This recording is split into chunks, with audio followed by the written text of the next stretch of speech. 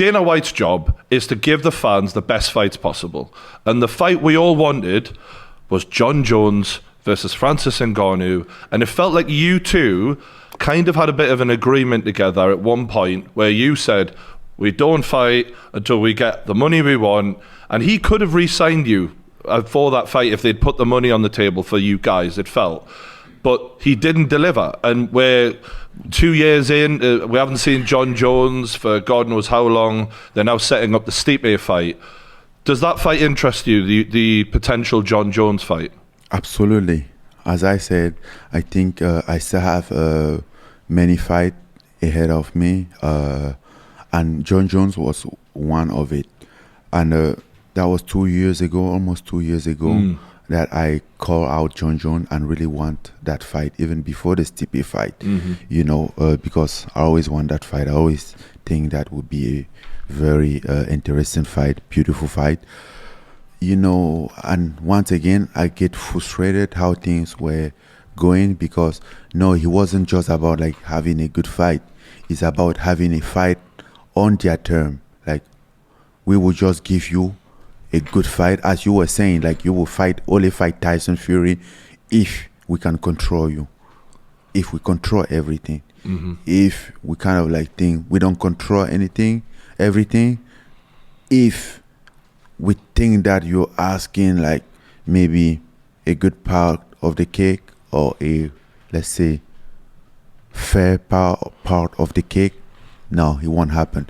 We want you to understand who make the call here, you know.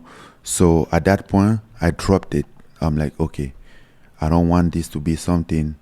I don't want this to be a leash to control me. The Jon Jones fight. That's why at some point I'm like, I'm not interested in it.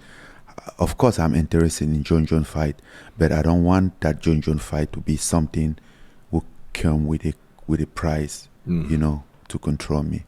How do you see that fight going if it happens against Jon Jones?